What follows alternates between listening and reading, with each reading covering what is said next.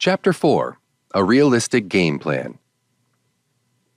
2 pounds a week is what is considered healthy when it comes to losing weight, according to experts. Keep this in mind if what you're aiming for is a weight loss plan that will not cause damage to your health. This kind of recommended pacing with regards to losing pounds also is one that probably will last. But do you ever wonder at times why there are instances where you followed a regimen religiously, but still, the result you are expecting is far from becoming reality? Have you experienced feeling like that of a goat after eating all the recommended greens in a particular diet plan, and yet your flabby arms and beer belly still greets you in the morning?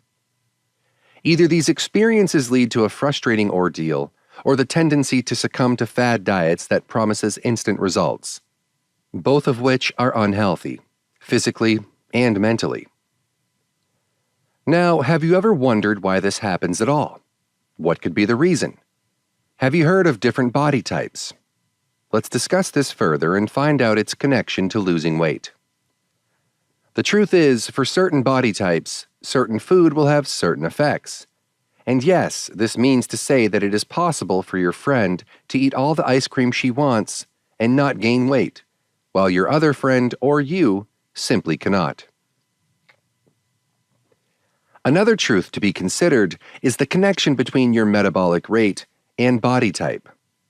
It's the determining factor of your lean muscle and body fat percentage.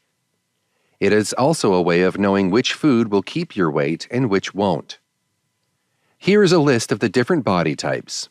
Find out which one is yours. 1. The apple body type. Do you tend to carry a lot of extra weight around your belly area? Do you notice that although you're gaining weight, your legs and lower body parts tend to stay slim? If you've answered yes, then you now know your body type. The challenge with this type of body is that the accumulation of visceral fats in the abdominal area attracts a lot of diseases: diabetes, heart disease, and types of cancers. This accumulation of fats also lowers one's metabolic rate, making it hard to lose weight, and tends to make the whole body inflamed. For people with this body type, a low glycemic diet is recommended. Not only will it keep body weight in its track, it will also keep diseases away. Foods that are great for this body type are the following: legumes, nuts, green leafy vegetables, fruits, and lentils. It's advised to stay away from the following: white bread, donuts, snacks with artificial sweeteners, soda, pastries, pasta, and cookies. An important tip for people with this body type is healthy snacking. Not only will this practice prevent sugar spikes, it will prevent unhealthy binges that add up to belly fat. 2. The inverted triangle-shaped body. People with this type tend to store fats in the upper part of their body. They usually have broad shoulders and slim lower body parts. They are sometimes referred to as top-heavy body type. The key is to choose complex over simple carbs. What does this mean? It is simply choosing quinoa and oats versus white rice and potatoes.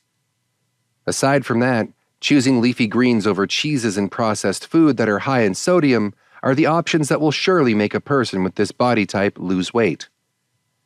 Another thing to remember is to load up on magnesium, which can be found abundantly in black beans and spinach.